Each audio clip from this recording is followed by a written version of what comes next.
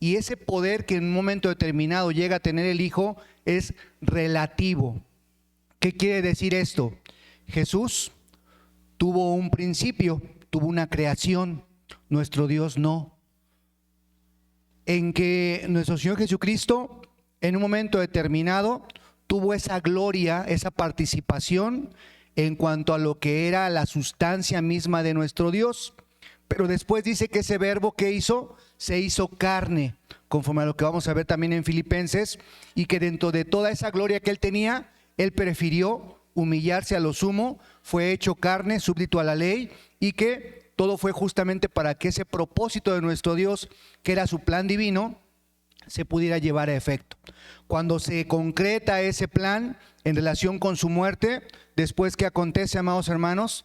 Resucita, dando también una muestra de lo que será la resurrección, y posteriormente, amados hermanos, vuelve a ascender a esos cielos. Entonces, dentro de esta parte, es importante que nosotros consideremos que las evidencias que nos hacen ver que Jesucristo no es Dios, como otras denominaciones religiosas piensan, o inclusive hacen tener esa tendencia, es porque de alguna forma el origen de esos versículos que nosotros tenemos y que nos causa muchas veces duda o inclusive confusión, pues hay que saber justamente poderlos explicar y saber incluso también tomar referencia de otros versículos para darnos cuenta que están en un error. Entonces, una de las reglas que tenemos en la cuestión de la apologética y aparte también de la retórica, se dice que un texto sin contexto no es texto, sino solamente un buen pretexto. Sí, entonces en ese sentido vamos a hablar de Juan 1:1, y este Juan 1:1, amados hermanos, para poderlo entender, primero hay que saber cuál era el mensaje que quería dar el apóstol Juan, cuál era el propósito. Eso es lo más importante que tenemos que darnos cuenta. Todo lo que Juan nos habla en este capítulo, principalmente el capítulo 1, y todo lo que también vamos a ver por medio de lo que escribe Juan, nos vamos a dar cuenta cuál era el propósito justamente de darle a entender a la humanidad de lo que venía a ser nuestro Señor Jesucristo. Y en ese sentido era ayudarnos a nosotros como lectores a enseñarnos que Jesús es el Mesías, en este caso el Hijo de Dios. Y dice Juan capítulo 20, versículo 30 y 31. Antes de entrar a Juan 1:1 vamos a ver justamente esta parte. Fíjense lo que dice Juan capítulo 30, versículos 30 y 31. ¿Ya lo tienen? Dice así: y también hizo Jesús muchas otras señales en presencia de sus discípulos que no están escritas en este libro. Estas empero son escritas para que creáis que Jesús es, primero que nada, el Cristo. Y después dice, el Hijo de Dios, y para que creyendo tengáis vida en su nombre. Entonces, aquí nos está enseñando Juan que Jesucristo no es Dios. Nos está diciendo que estas cosas que están escritas aquí justamente en el libro de Juan, dice que son para que nosotros creamos que Jesús, que es ese Mesías que fue enviado precisamente primero ¿para quién? A su pueblo, a poder enseñar toda esa parte al pueblo de Israel. Después a demostrar que él era el Hijo de ¿quién? De Dios, no el mismo Dios. Entonces, esa es una prueba que nosotros vemos en Juan y que de alguna forma no puede desdecirse de lo que ya dijo en el versículo 1. Vamos a entender por qué se escribe y por qué vemos este Juan 1:1 de esta manera. Y dice entonces que para que creyendo tengamos vida en su nombre. Capítulo 14, versículo 6 de aquí mismo de Juan. Dice, yo soy el camino, la verdad y la vida. Nadie va al Padre si no es por ¿quién? Por mí. Entonces vuelve a decir otra situación, que Él es el camino, que Él es la verdad y que Él es la vida, pero que nadie puede ir ¿a quién? A Dios mismo, si no es por medio de Él, haciéndose ver que Él es el Hijo. Es otra persona, es otro ser muy diferente en cuanto a esencia también, en cuanto a, pues en ese momento materia, ¿verdad? Muy diferente al Padre, porque el Padre es un ser metafísico. Ese es Dios. Y dice además en lo que viene a cumplir ese propósito. Juan 3, 16 al 18. Vamos a darnos cuenta cómo dice Juan 3, 16 al 18. Juan, este capítulo 3, bueno, pues ya lo conocemos en relación con el versículo 16, pero es importante que veamos los otros. Dice así, aquí está. Porque de tal manera amó Dios al mundo que ha dado a su Hijo unigénito, para que todo aquel que en él cree no se pierda, mas tenga vida eterna. Vemos nuevamente en Juan, está hablando de dos seres diferentes. Uno es Dios amando al mundo y que ha dado a quién, a ese unigénito, a un hijo. Dice, para que todo aquel que en él cree no se pierda, mas tenga vida eterna. Y dice el 17, porque no envió Dios a su Hijo al mundo. Está hablando de cuántas personas, de cuántos seres. Dos seres. Dice, para que condene al mundo, mas para que el mundo sea salvo por medio de él. El que en él cree no es condenado, mas el que no cree ya es condenado, porque no creyó en el nombre del unigénito Hijo de Dios. ¿Vemos cuántos seres? Nuevamente vemos dos. Entonces, para introducirnos a este versículo 1, mis hermanos, vamos a ver qué dice. Justamente Juan 1:1, y que les digo, a veces nos quebramos la cabeza y decimos, pero ¿cómo es posible que esto se ponga así y sea lo mismo? ¿Qué quiso decir Juan o qué quiere decir esto? Bueno, pues vamos a ver. Juan 1:1, en el principio era el verbo, y el verbo era con Dios, y el verbo era Dios. Vamos a analizar este versículo. Primero que nada, en el principio. ¿Cuál principio, amados hermanos? Se refiere antes de la creación del mundo. Ahí estaba. Dice el versículo 1 de Génesis 1. Dice que ¿qué estaba haciendo nuestro Dios? Dice, en el principio creó Dios, ¿quién? Los cielos y la tierra. Habla en relación de los seres celestiales. ¿Cuál fue lo primero que creó nuestro Dios?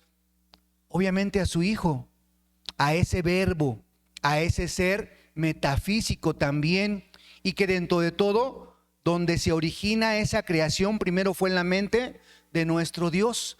Allí es donde se crea precisamente al verbo. Hay que entender algo, amados hermanos. Nuestro Señor Jesucristo, como lo conocemos actualmente, en un principio no se llamaba Jesús. Se llamaba el Verbo. Eso es como nosotros lo conocemos en un principio, como el verbo. Y entonces por eso Juan habla en relación de este verbo. ¿Qué es un verbo, amados hermanos? Es una acción. Y en este caso, en el propósito de nuestro Dios, Jesús tiene muchísimas formas de actuar.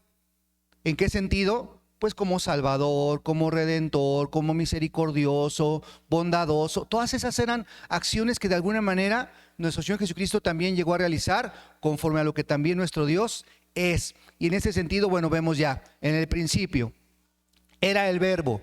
¿Quién era el verbo? En griego, amados hermanos, la palabra verbo se entiende como logos. Es lo que quiere decir. En la parte etimológica, el verbo es logos, así se escribe en griego. Y dentro de esta parte, pues se está refiriendo a nuestro Señor Jesucristo. Y en esta palabra de nuestro Dios dice era. ¿Qué quiere decir? Que ya existía. ¿En qué? Les vuelvo a reiterar, en el pensamiento de nuestro Dios. Eso era lo que tenía. Por eso nosotros decimos, ¿desde cuándo tenía nuestro Dios planeado esa salvación para la humanidad? Desde antes de que inclusive el mismo hombre cayera, porque decimos que nuestro Dios es un ser omnisapiente y ya sabe o ya sabía inclusive lo que iba a acontecer con Adán y Eva, que iban a pecar, que iban a desobedecer.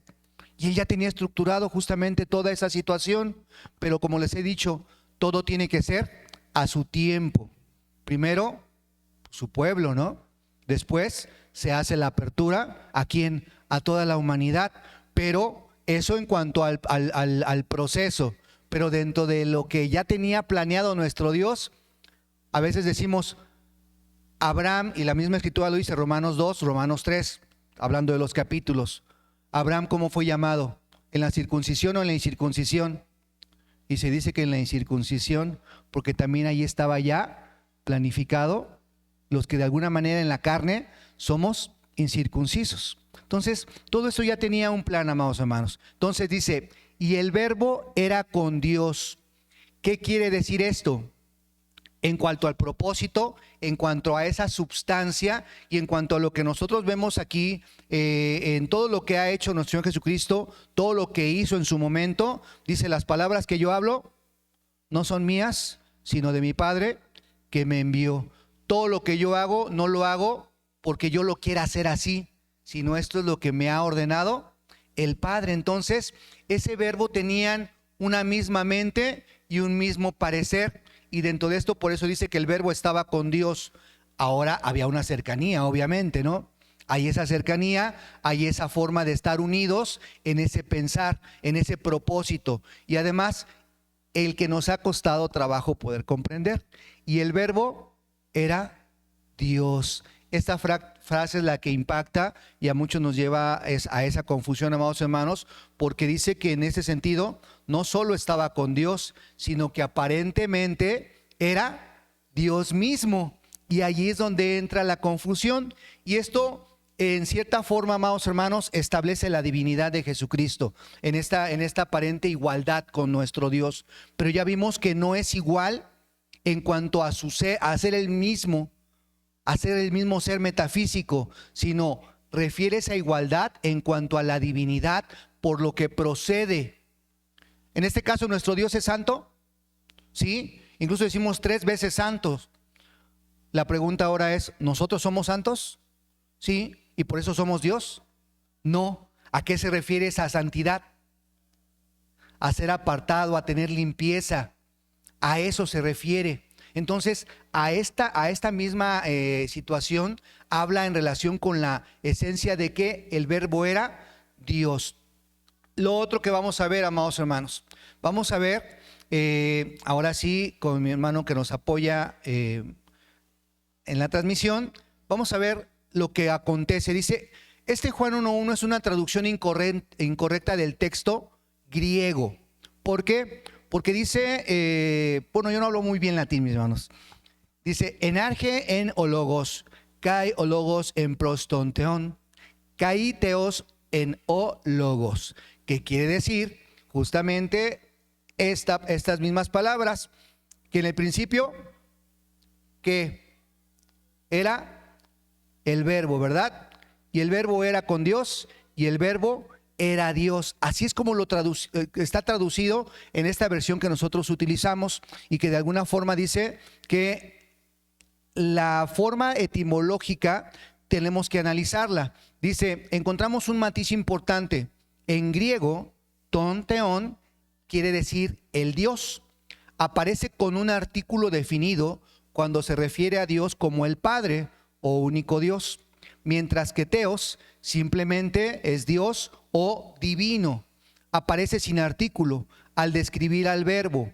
Esta diferencia sugiere que el verbo posee cualidades divinas, pero no se equipara con el Padre en el mismo sentido. Y es esa situación, de alguna manera, por eso les decía, ¿Dios es santo? Sí. ¿Su Hijo es santo? Sí. ¿Nosotros? Sí. ¿Cuándo dejamos de ser santos? Cuando dejamos de ser sal. Es una misma situación. Es una forma de poder ejemplificar. Cuando dejamos de hacer la voluntad de nuestro Dios. Entonces, cuando somos santos, no somos Dios. Somos parte de ¿quién? De Dios. Así es. Entonces Jesús, cuando hace la voluntad del Padre, ¿qué tiene? Esa parte de divinidad. ¿En cuanto a qué? A querer hacer lo bueno, al propósito por el cual fue enviado en un momento determinado. Entonces, la traducción más correcta, más precisa, dice que sería así: enarge en ologos, que quiere decir en el principio era el verbo, kai ologos en prostonteón, dice, y el verbo era con él o era con Dios. Y aquí es el versículo, la parte del párrafo que nosotros tenemos que darnos cuenta que tiene esa traducción equivocada. Caíteos en ologos, y divino era el verbo. Entonces, esa divinidad que tenía Jesús en ese momento en el cual estuvo en la tierra, era porque todo lo que hacía, esos milagros, ¿qué le hacían ver? Dice, ¿realmente ¿qué es? No le decían Dios, es el Hijo de Dios. ¿Por qué? Porque dice que hablo con los que conocen la palabra de nuestro Dios. Aquellos que le decían, este es el Hijo de Dios, sabían que había una promesa, que había una profecía en la cual Dios iba a mandar a ese Mesías. Y entonces por eso dicen, verdaderamente este es el Hijo de Dios. Y entonces haciendo ver que esa divinidad es lo que tenía Jesús. La otra parte, amados hermanos, fíjense que por eso decimos, no nos podemos desdecir, o Juan no se puede desdecir tan rápidamente, porque vamos a ver lo que dice el versículo 2 y 3, que también por eso les decía, un texto sin contexto no es texto, sino solamente un buen pretexto. ¿Para qué? Pues para argumentar cosas que no son la realidad. Como dice el versículo 2 y 3, si alguien me puede apoyar, o si gustan yo se los leo, no hay problema. Mi hermana Lucy, no sé si nos apoyen con un micrófono, creo que quedó allá atrásito. Gracias, hermano Miguel.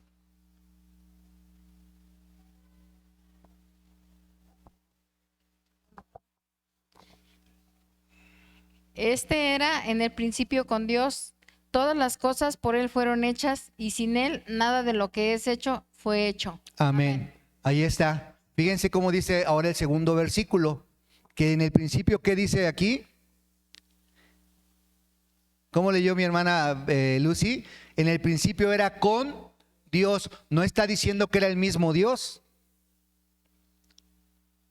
Y dice el 3, todas las cosas por Él fueron hechas y sin Él nada de lo que es hecho fue hecho. Tenemos dentro de la misma escritura donde menciona que Jesús dice, y ahí estaba con Él, ordenándolo todo.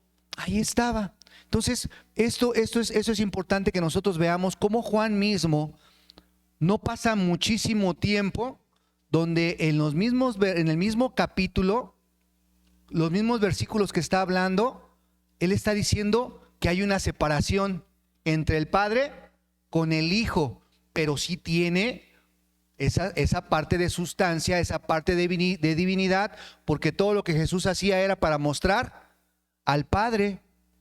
Es más, aquí en este mismo capítulo 14 que estábamos leyendo, si mal no recuerdo, de Juan,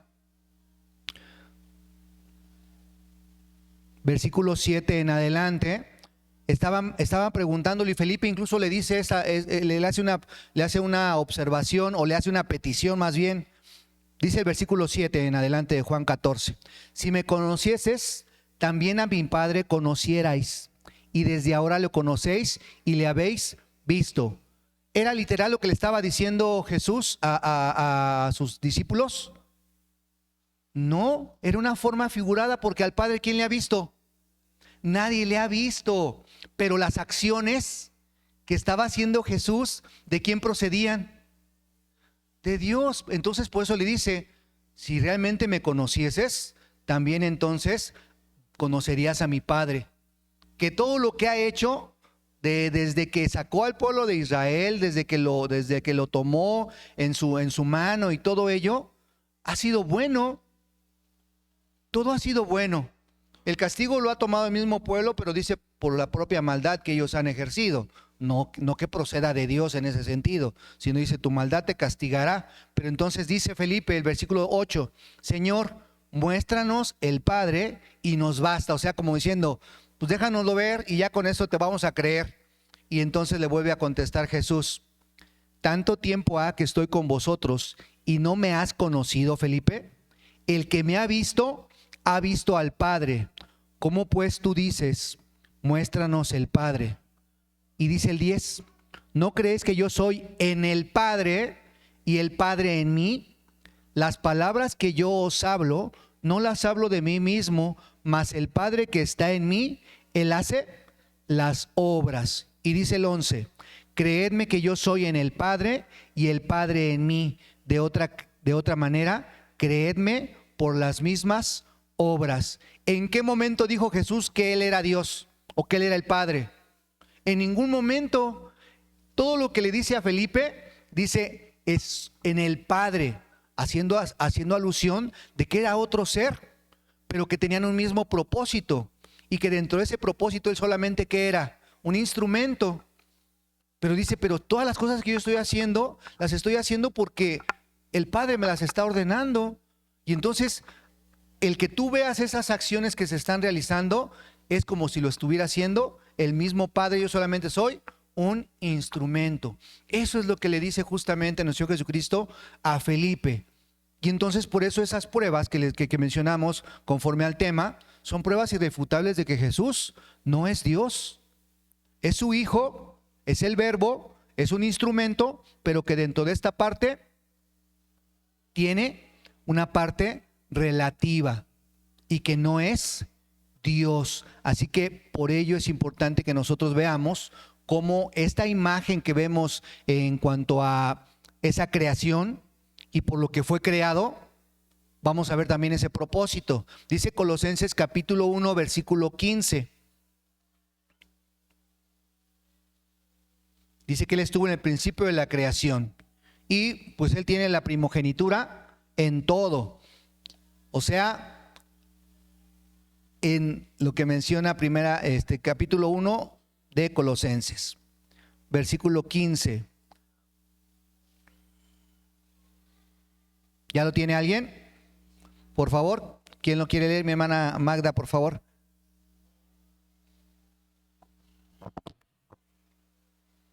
Él es la imagen de Dios invisible, el primogénito de toda creación. Amén. Muy bien. Hablando de esta imagen, mis hermanos, dice, en esta imagen, dice que él enfatiza que se está reflejando lo que es Dios en él. No está diciendo que él es Dios mismo, ¿verdad? No lo está diciendo Pablo así, el cual es la imagen del Dios invisible. Como cuando nos dicen, ¿cómo te pareces a tu papá? Es una imagen, es algo que de alguna manera cada quien tiene esos rasgos, pero no es lo mismo. Y dice, el primogénito de toda criatura. Y aquí es donde también tenemos que darnos cuenta de lo que está diciendo Juan 1:1, que en el principio, ¿qué era? El Verbo, y el Verbo era con Dios. Allí estuvo en la creación, allí estuvo, fue lo primero de todo. Y además dice ahora el versículo 17 de aquí mismo del primer capítulo de Colosenses. Vamos a ver lo que dice el 17. Y Él es antes de todas las cosas, y por Él todas las cosas subsisten. Entonces, ahí está. ¿Desde cuándo está el Verbo? Desde el principio. Y vuelvo a reiterarles, antes no se le conocía como Jesús o como Cristo, se le conocía como el Verbo.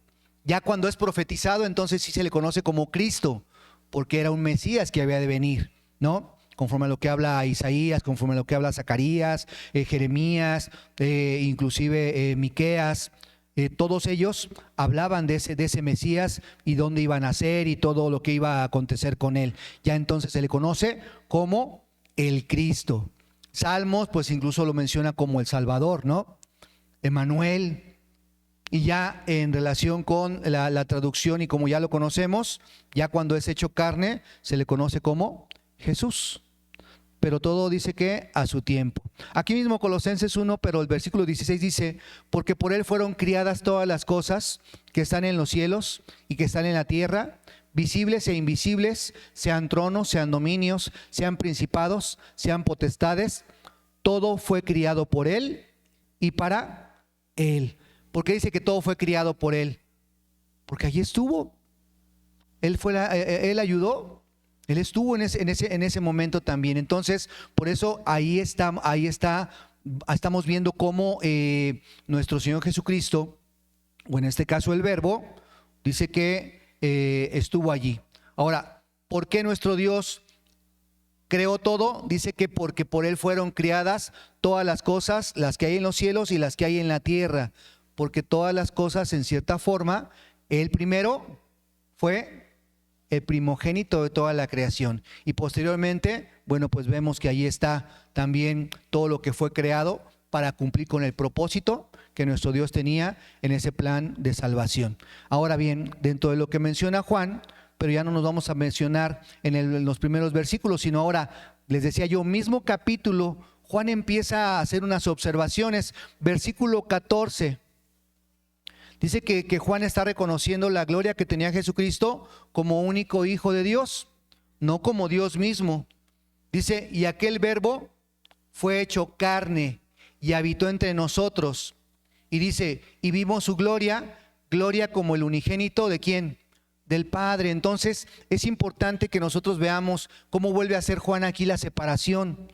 Ya no está diciendo que Jesús es o que el verbo es Dios en relación con que es la misma, el mismo ser, sino está haciendo la separación del Padre y el Hijo. Dice, y aquel verbo fue hecho carne y habitó entre nosotros, y vimos su gloria, gloria como del unigénito del Padre, lleno de gracia y de verdad. Y ahora bien, también, si está hablando o diciendo supuestamente Juan que Jesús era Dios, y ahora extrañamente se desdice, vamos a ver lo que dice el versículo 18, de aquí mismo de Juan. Lo que yo les decía, a Dios, ¿quién le ha visto? Nadie le ha visto. ¿Cómo dice? A Dios nadie le vio jamás. Ahí es donde nosotros nos damos cuenta cómo entonces Jesús no puede ser Dios. Mismo Juan, haciendo alusión a todo lo que está mencionando aquí, amados hermanos, pues nos da esa evidencia precisamente. Entonces, por eso les vuelvo a reiterar, muchas veces nosotros nos dejamos llevar por un solo versículo, por un solo fragmento. Y a veces nosotros hasta nos hacemos, como dicen, nos hacemos bolas, ¿verdad? Decimos, ¿cómo lo explico? ¿Cómo lo digo? Y siempre es importante que nosotros cuando veamos un versículo, veamos el contexto, antes o después. Obviamente aquí en este capítulo 1 es después lo que está diciendo Juan, todo lo que está hablando Juan en relación con este mismo personaje. Y ahí está haciendo alusión y está haciendo la separación. Entonces, por eso llegamos a un punto en el cual, ¿cuál fue aquí la falla o cuál es aquí la explicación? Primero que nada, el origen, la etimología, la traducción de un versículo o de varios versículos hacia nuestro tiempo. Ustedes sabían, por ejemplo, que ahora, en este tiempo actual, la iglesia grandotota, cuando menciona día de reposo, ya le puso ahora sí domingo, equivale a domingo. Ahorita ya lo están haciendo así, ya tiene una tendencia en la cual nosotros nos damos cuenta que ¿qué están haciendo? Pues confundir, y obviamente están falseando lo que está escrito como un origen. Entonces por eso es importante que nosotros siempre nos vayamos al origen. Yo les he tratado de comentar también que a veces es importante tener 2 o 3 versiones de la Biblia. ¿Para qué? Para cotejar. Y a veces hay Biblias actualizadas, y en esas Biblias actualizadas pues sí podemos entender mucho mejor algún versículo que otro. No quiero decir que todos, porque también tienen sus errores las Biblias actualizadas. Por eso siempre hay que leer con muchísima sabiduría, con muchísima inteligencia, y obviamente sin dejarnos llevar con ese sesgo o una sola interpretación. Por eso es importante que nosotros veamos. Entonces la pregunta es, ¿Jesús es Dios? No, no es Dios. Porque aunque un solo versículo lo diga, hay que ver cuál es esa finalidad de poner o decir que Jesús es Dios. Porque vamos a ver lo que dice 1 Timoteo 3:16.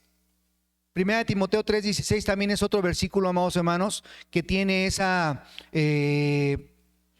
situación en la cual algunas versiones, o inclusive a algunas ocasiones también a nosotros, nos pudo llegar a confundir. Y fíjense aquí como dice: y sin contradicción, grande es el misterio de la piedad. Dios ha sido manifestado en carne, ha sido justificado con el Espíritu, ha sido visto de los ángeles, ha sido predicado a los gentiles, ha sido creído en el mundo y ha sido recibido en gloria. Aquí está hablando Pablo, se lo está mandando a Timoteo, le está diciendo esto, pero volvemos a lo mismo.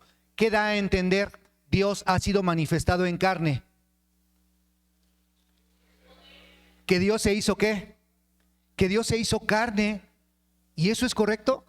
No, porque ya vimos lo que dice justamente Juan, que a Dios nadie le ha visto. Jesús mismo lo mencionaba en ese sentido. Y ahora, dentro de lo que nosotros vemos aquí en este versículo, también vemos un error ¿de qué? De traducción.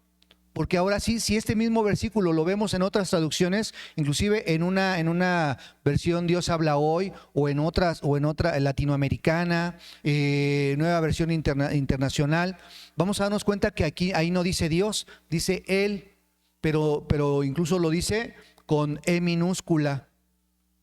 Y ahora la otra. Si le quisiéramos dar nosotros una interpretación a este versículo como tal, cuando vemos que Dios se ha manifestado en carne, es también que Jesucristo, ¿qué era?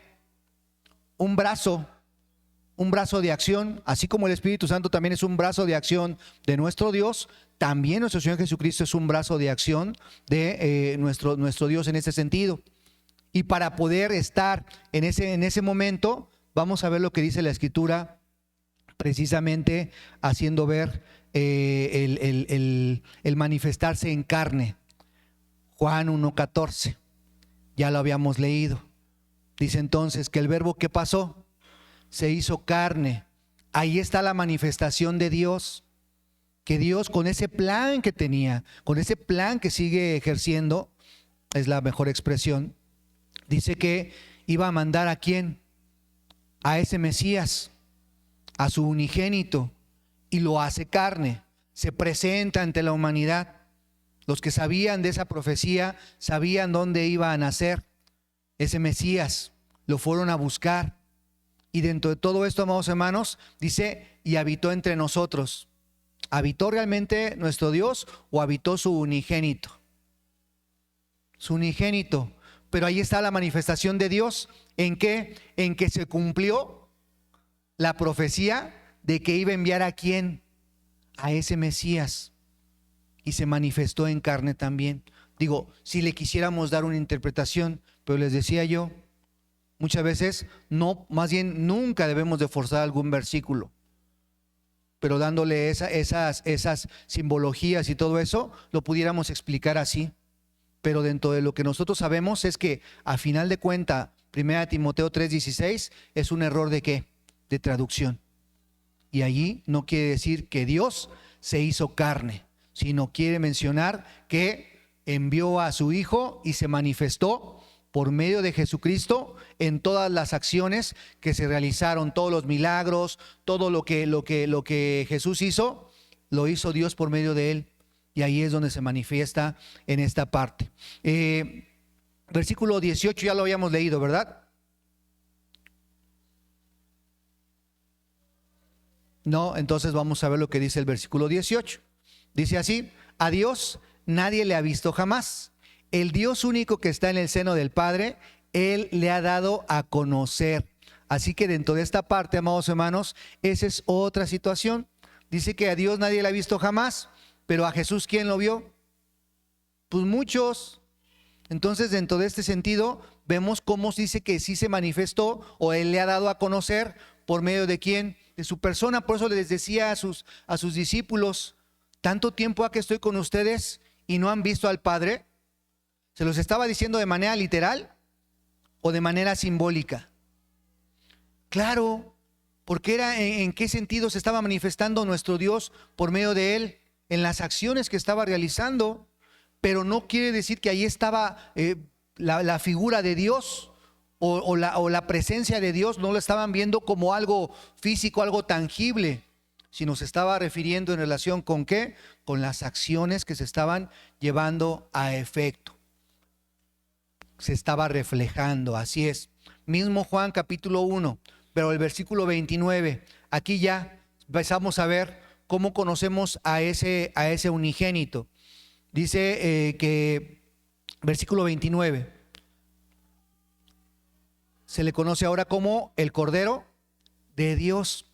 Al día siguiente, Juan vio a Jesús que venía hacia él y dijo: he aquí el Cordero de Dios que quita el pecado del mundo. Una pequeña observación nada más, no vayan a pensar que era Juan el discípulo, sino era Juan ¿qué? Juan el Bautista, para que no vayan a confundir. Allí están habiendo varios testigos, amados hermanos. Primero que nada vimos también ya a Felipe, a los discípulos, ya vimos a Juan el apóstol, ya vimos a Juan el Bautista, dando esa referencia y dando esa veracidad de que el Hijo de Dios así era justamente. Otro ser independiente en cuanto a qué, en cuanto a su condición física, ¿sí? Tangible, pero que sí tenía un mismo propósito en cuanto a qué, a las acciones que venía a poner o a hacer nuestro Señor Jesucristo por medio del Padre. Ahí está esa parte de tener una cierta similitud. Les decía yo, el poder relativo le pertenece a Jesucristo, el poder absoluto a nuestro Dios. Y después, precisamente después de llamarle Cordero, ¿cómo le llama? Hijo de Dios, dice el versículo 34, Juan 1. Seguimos con Juan 1, mis hermanos.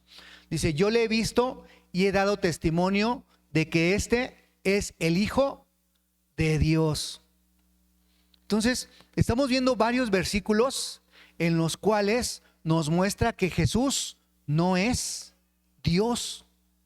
Es su unigénito, es el Cordero, es el primogénito de la creación, es el Verbo, y aquí está diciendo que es el Hijo de Dios. Y nuevamente vuelve a recalcar, Cordero de Dios, versículo 36. Dice, al ver a Jesús que andaba por allí, dijo, he aquí el Cordero de Dios. Otros le llamaban Mesías, que significa el Cristo, ¿verdad? En la traducción, versículo 41, mismo capítulo 1, amados hermanos. Por eso les decía yo, es importante que un texto, veamos el contexto. Dice el versículo 41, este encontró primero a su hermano Simón y le dijo, hemos encontrado al Mesías, que significa el Cristo. Aquí está ya hablando Simón con Andrés y dentro de todo lo que nosotros vemos está mostrando que vuelve a mencionar como al Mesías o el Cristo. Versículo 45. Le dan otro título más. Dice, Felipe encontró a Natanael y le dijo, hemos encontrado a aquel. Les dije el versículo 45, sí, ¿verdad? Hemos encontrado a aquel de quien Moisés escribió en la ley y también los profetas, a Jesús de Nazaret. Ya no dicen el Hijo de Dios. ¿El Hijo de quién? De José, porque precisamente ahí está cumpliendo lo que decía también Gálatas 4:4, ¿no? Que se anonadó a sí mismo y fue hecho carne, hecho súbdito a la ley, y posteriormente le dicen nuevamente el Hijo de Dios en el versículo 49. Dice, le respondió Natanael, Rabí, tú eres el Hijo de Dios. No le están preguntando, le están diciendo, están afirmando ellos como testigos presenciales, y además le dicen, tú eres el Rey de Israel. ¿Sí? Entonces, esto es importante que nosotros veamos cómo varios versículos y sobre todo varios testigos, dice en la misma escritura que todo debe quedar entre 2 o 3 testigos, ¿verdad? Para que sea verdadero, para que sea fidedigno. Y en ese sentido, todos los que me vieron a Jesús, que llegaron a expresar que Él era el Hijo de Dios, que Él era el Cordero de Dios, que Él era el Verbo, que Él era el unigénito, que Él era el principio de la creación, que Él era el Hijo de José. Entonces, por eso mismo Jesús dice en un momento determinado que Él es el Hijo del Hombre, porque fue hecho carne, que dejó esa gloria en la cual estaba y dejó ese lugar, y que no tuvo por usurpación ser igual a quién, a Dios, conforme lo que ahorita vamos a ver en Filipenses 2. Dice el versículo 51, de aquí mismo de Juan 1, y les dijo, de cierto os digo, que veréis el cielo abierto y a los ángeles de Dios, que suben y descienden sobre el Hijo del Hombre. Entonces, allí tiene otro título más. Entonces, en la diapositiva que muestra nuestro hermano, la que tenemos aquí, dice, testigos de que el Verbo, la luz, el Cristo, Jesús, el Cordero, el Hijo, el primogénito y el unigénito no es Dios. Y hay varios testigos que dan testimonio de ello, porque todos ellos le llamaron que era el Hijo de nuestro Dios y le dieron otros títulos, pero en ningún momento le dijeron que Él era el Dios mismo. En ningún momento hicieron esa aseveración. Entonces vemos aquí en estas frases, ¿cuántas veces se le dijo Dios? Bueno, pues una sola vez, pero ya vimos que esa sola vez que se le menciona Dios es porque hay un error de traducción en cuanto a la parte de divinidad que tiene Él. La otra, se le dijo unigénito, se le dijo Cordero, se le dijo Hijo de Dios, se le dijo Mesías o Cristo, se le dijo Hijo de José, y Él mismo, nuestro Señor Jesucristo mismo dijo que Él era el Hijo del Hombre. Así que dentro de toda esa, se le dice, en la parte de la retórica se le llama sinonimia o sinónimos, ¿verdad? Dios es igual a ¿quién? A Dios. Pero sin embargo, el unigénito, ¿a quién se refiere? A Jesús, a Cristo, al Hijo. Mesías es igual a Cristo, pero también hace referencia de que es el Hijo. Cordero es igual a sacrificio, ofrenda, pero hace referencia de ¿quién? Del Hijo de Dios, de ese Mesías. Entonces, ahora sí aplicamos esta regla de los 3 testigos, mis hermanos, para definir una verdad. Pues ahora, dentro de estas veces que se mencionó el nombre de Jesucristo, sabremos si es Dios o no, y ya lo vimos. Y dentro de lo que dice Deuteronomio 17:6, es esa regla que se pone dentro de esa ley que da nuestro Dios. Dice que todo negocio debe de constar con 2 o 3 testigos. Mateo 18:16, e inclusive mismo Pablo lo viene a recordar. Mateo 18:16 hace ver esta parte, mis hermanos. Mas si no te oyere, toma aún contigo 1 o 2, para que en boca de 2 o 3 testigos conste toda palabra. ¿Qué quiere decir esto? Para que en boca de 2 o 3 testigos, y ya les decía yo, esos 2 o 3 testigos que vimos, Juan el Bautista, Felipe, Simón, todos los demás que estuvieron allí, Pablo mismo, entonces ya pasaron de 2 o 3 testigos, ¿no? Entonces ahí está esta verdad irrefutable de que nos hace ver que Jesús no es, ¿quién, mis hermanos? Que Jesús no es Dios. Segunda carta a los Corintios 13:1, haciendo ver lo que también Pablo menciona. Dice entonces, esta tercera vez voy a vosotros, en la boca de 2 o 3 testigos consistirá todo negocio. La más adecuada que vemos es lo que dice Mateo, ¿verdad? Conste toda palabra, todo lo que se está diciendo, ahí está, se está refiriendo precisamente que tantas aseveraciones o tantas evidencias en ese sentido, y fíjense que fue en un solo capítulo, ya las demás, ya les mencioné yo lo que menciona Jesús en Juan 14 y todo ello, pero en el capítulo 1, ahí está mencionando a Natanael, está mencionando a Felipe, está mencionando a Simón, está mencionando a Juan el Bautista, está mencionando a Juan el Apóstol. Entonces, todos esos testigos no pueden estar equivocados por simplemente un error. ¿De qué? De traducción. Ahí es donde vemos estas menciones y la cantidad de testigos que estamos viendo aquí. Estos son testigos, y entonces concluimos que Jesús no es Dios. Y esta verdad, amados hermanos, tristemente muchos la niegan. Por ello es importante que la misma palabra sea la que dé testimonio de ello.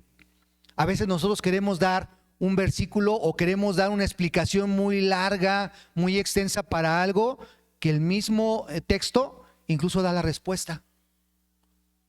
A veces es eso, lo más contundente siempre para poder desdecir un pensamiento personal de alguien es el texto, pero obviamente viendo y explicando el contexto también. ¿Sí? Ejemplo, amados hermanos, les decía yo, muchas veces hemos hablado de las costumbres que hay dentro de la iglesia, y les decía, díganme un texto donde mencione que cuando alguien se bautiza se deban de arrojar pétalos de flores. ¿Habrá algún texto? No lo hay, no lo vamos a encontrar, pero sin embargo sí damos un texto, el cual mencionaba justamente Pablo por un pensamiento filosófico, en el cual decía que no nos equivoquemos, que las malas conversaciones corrompen las buenas costumbres. Y hay costumbres que tenemos dentro de la iglesia que son buenas y que definitivamente no afectan, pero simplemente son costumbres. Y no pasa nada si arrojamos flores o no las arrojamos, pero es una bonita costumbre nada más. Pero no vamos a encontrar un texto. Entonces, por eso a veces es importante que nosotros sepamos y conozcamos justamente de los acuerdos conciliares que hay, de las explicaciones que se dan, de la parte etimológica, de la raíz de las cosas. Es importante que lo conozcamos para poder dar una explicación adecuada a quien lo demande, a quien lo pregunte. Ahora sí, para dar testimonio, vamos a dar ahora lo que decía Jesús mismo. Fíjense, primer versículo, Juan capítulo 14, versículo 28. Me voy a permitir leérselos, mis hermanos, para que no nos coma mucho el tiempo. Juan 14, 28, los voy a decir, ustedes lo van apuntando. Les decía yo, para que seamos como los de Berea, que todo lo que nosotros veamos y lo que hablemos sea corroborado por nosotros en nuestro hogar. Dice, el Padre es mayor que yo. Ahí está, no está diciendo yo soy el Padre, ¿va? Yo soy Dios, no, dice el Padre es mayor que yo. Juan 14, 28. Juan 20, 17. Subo a mi Padre y a vuestro Padre, a mi Dios y a vuestro Dios. Está haciendo separación de dos seres, ¿verdad? Muy bien. Primera carta a los Corintios 15, 28. Pablo está hablando aquí. Dice, y cuando todas las cosas le sean sometidas, entonces el Hijo mismo se sujetará al que le sometió todas las cosas. ¿Se acuerdan que el sábado pasado hablábamos del Alfa y Omega? Y decíamos que ese Rey de Reyes, ¿quién iba a ser en el tiempo milenial? Jesús. Va a tener su tiempo, va a tener su lugar como Rey de Reyes, pero no va a tener esa usurpación de lugar, porque va a llegar un momento en el cual Él entregue el reino a quien, al Padre, y inicie el reino eternal de nuestro Dios. Y dice entonces este versículo precisamente ello: cuando todas las cosas le sean sometidas, entonces el Hijo mismo se sujetará al que le sometió todas las cosas, para que Dios sea todo en todos. Y aquí es bien claro este versículo también, que el poder relativo que le otorgó Dios al Hijo, dice aquí está, le está diciendo, entonces al que le sometió todas las cosas, al quien le dio todo, a ver, mira, aquí está todos los recursos para que hagas el propósito que tenemos, pero va a llegar un momento en el cual pues, te vas a someter también tú. Entonces, ese es importante que también lo tengamos en consideración. Primero a los Corintios 15, 28. Y bueno, pues ya Hebreos 1:3 dice, el Hijo es el resplandor de la gloria de Dios y la exacta imagen de su ser. Aquí dice en ese sentido, no es lo mismo, pero es como lo que veíamos, eres igual a tu papá. No quiere decir que seas papá mismo, ¿verdad? Esa expresión que también tenemos nosotros. Eres igual a tu papá. ¿En qué? En comportamiento, en gestos, en algunas situaciones. Y aquí en este sentido lo que está diciendo Pablo a los hebreos, dice, el Hijo es el resplandor de la gloria de Dios y la exacta imagen de su ser. ¿Por qué? Porque todo lo que Jesús hizo, ¿cuál fue? ¿O qué fue? Bueno. Tuvo esa bondad, tuvo esa misericordia, tuvo esa cercanía con quienes, con su pueblo, con el pobre. Y eso justamente es una demostración de ser la imagen de Dios.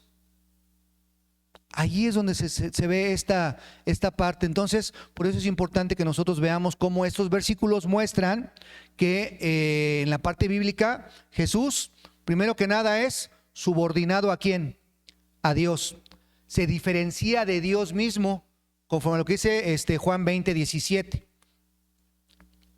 Con Dios estuvo Él en el principio. Y dice Hebreos 1:3 que es la exacta imagen de Dios, no que sea Dios mismo. ¿Sí? Entonces, por eso concluimos que en este aspecto Jesús no es Dios, amados hermanos. Y vamos a concluir con lo que dice Filipenses capítulo 2, versículo 6 en adelante. Y aquí está. parte de la respuesta de lo que también habla en relación con que el verbo era Dios. Dice, versículo 6, el cual, siendo en forma de Dios, no tuvo por usurpación ser igual a Dios. Sin embargo, se anonadó a sí mismo, tomando forma de siervo, hecho semejante a los hombres, y hallado en la condición como hombre, se humilló a sí mismo, hecho obediente hasta la muerte y muerte de cruz. Por lo cual, Dios también le ensalzó a lo sumo y dióle un nombre que es sobre todo nombre, para que en el nombre de Jesús se doble toda rodilla de los que están en los cielos y de los que están en la tierra y de los que debajo de la tierra, y toda lengua confiese que Jesucristo es el Señor, a la gloria de Dios Padre.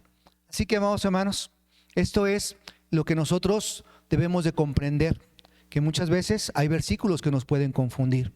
Hay versículos que hay tendencia, una tendencia negativa, una tendencia contraria a lo que es lo original. Por eso es importante que nosotros escudriñemos las Escrituras y que dentro de un momento determinado no neguemos a nuestro Señor Jesucristo, no neguemos a nuestro Dios, y por eso Él en un momento determinado lo decía en Juan 5:39 y le reprochaba, no le recomendaba. Esto es algo que también debemos de entender y que también confundimos muchas veces lo que dice Juan 5:39. Jesús les está reprochando a los fariseos y a los escribas, no les está recomendando, como muchas veces también nosotros tomamos este texto de una manera equivocada. Dice que en ese sentido, escudriñan las Escrituras porque son las que dan testimonio de mí. Entonces, aquí en ese sentido les estaba diciendo a ellos, ustedes dicen que estudian, que saben, y si dicen que lo saben, eso es lo que está hablando de mí, y aún con todo y ello no me quieren creer. Entonces nosotros debemos de escudriñar también las Escrituras para que en un momento determinado no neguemos a Jesús como el Hijo de Dios y no neguemos a Dios mismo en cuanto a su condición de que es un ser metafísico, un ser todopoderoso. Que Dios bendiga su palabra y los bendiga a todos ustedes, mis hermanos. Paz a vosotros.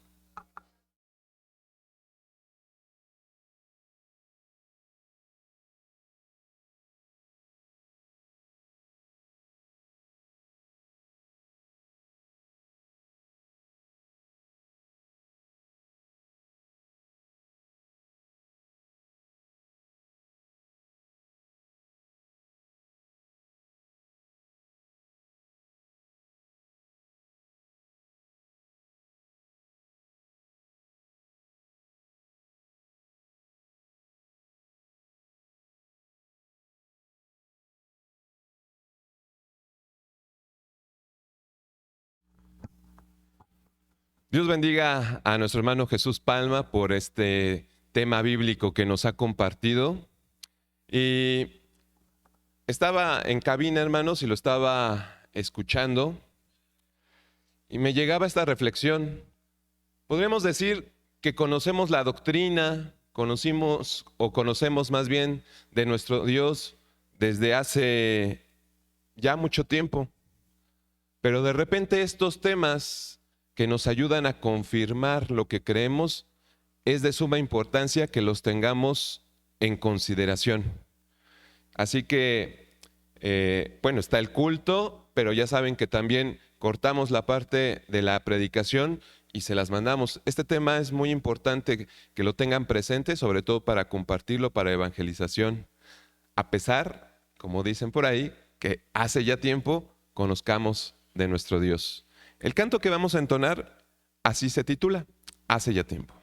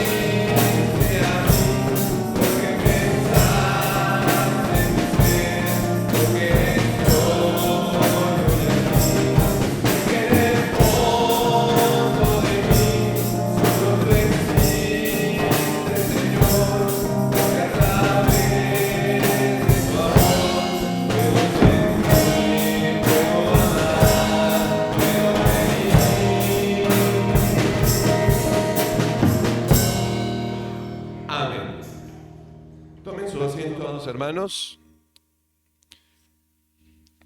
vamos a entonar un canto más antes de concluir este culto a nuestro Dios, pero antes vamos a recibir algunos avisos. Le voy a dar paso a nuestro hermano Esdras para que él nos comparta los avisos en esta mañana, así que vamos a escucharlo atentamente, mis hermanos.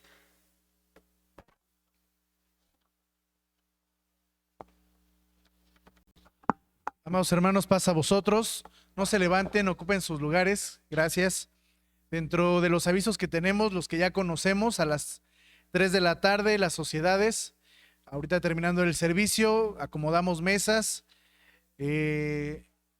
Vamos a acomodar las mesas juntas para tener ese momento de tomar alimentos y compartir y convivir. Nuestro hermano Emilio Amaro, que es colaborador de este lugar, tuvo una salida y también nuestro hermano Benjamín, está en la localidad de San Luis. Entonces, pues hay que aprovechar también estos momentos de comunión, de fraternidad, para poder también estrechar lazos. A las 5 de la tarde el culto general. Los varones, en esta ocasión por inicio de mes, son los que le corresponden la alabanza y también el protemplo. Ya se mandó un flyer, ya nos darán más detalles quizá en un momento o en el culto de la tarde. También, hermanos, recordemos que tenemos una salida. Ahora sí que dice el dicho que no hay fecha que no llegue y plazo que no se cumpla, así que de este domingo que viene, o sea, de mañana en 8, es la salida que tenemos programada para la localidad. Será en el Parque La Queretana.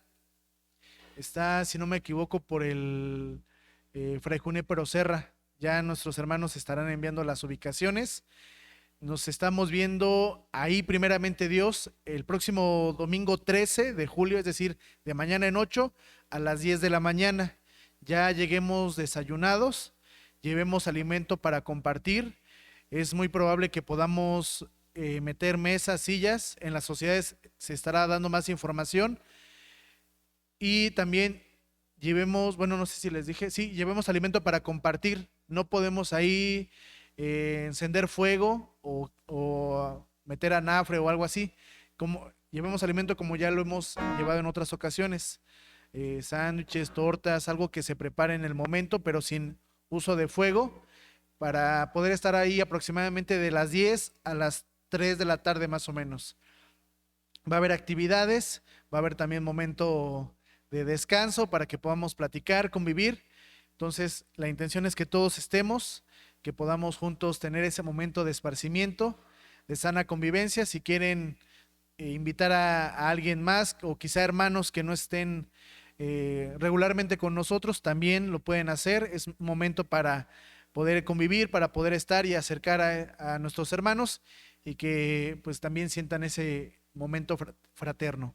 Es todo por el momento en los avisos. Ya en la tarde estaremos dando algunos otros. Que Dios los bendiga, hermanos. Paz a vosotros.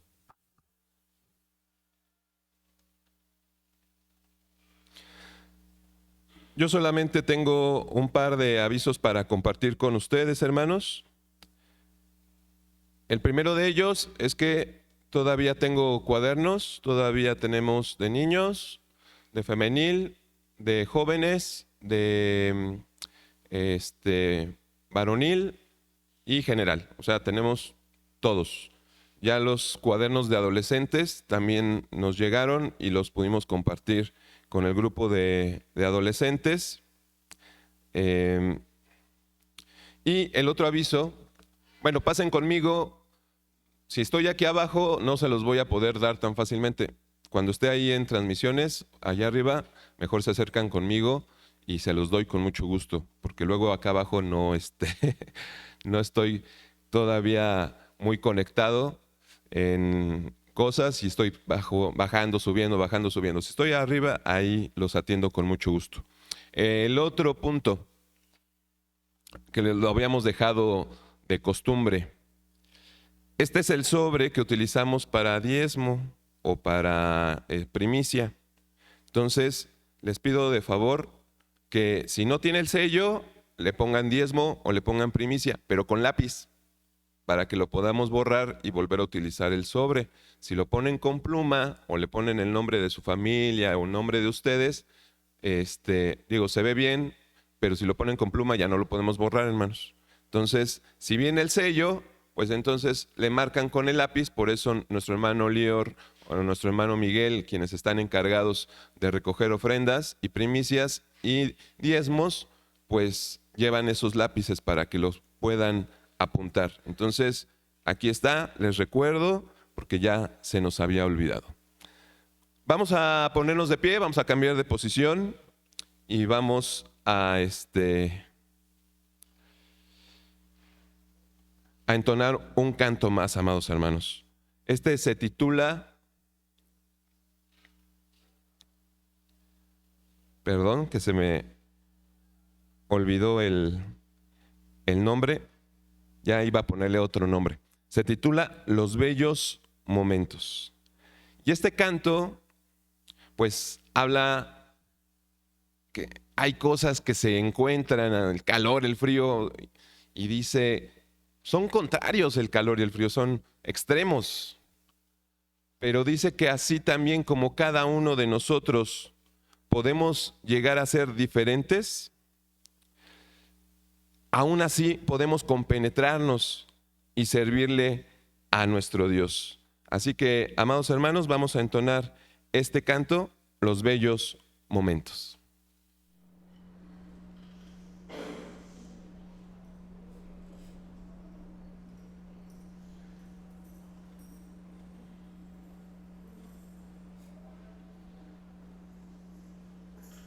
Mientras entonamos este canto, nuestro hermano León nos ayuda a recoger diezmos y ofrendas. No, Mario, por favor. Gracias.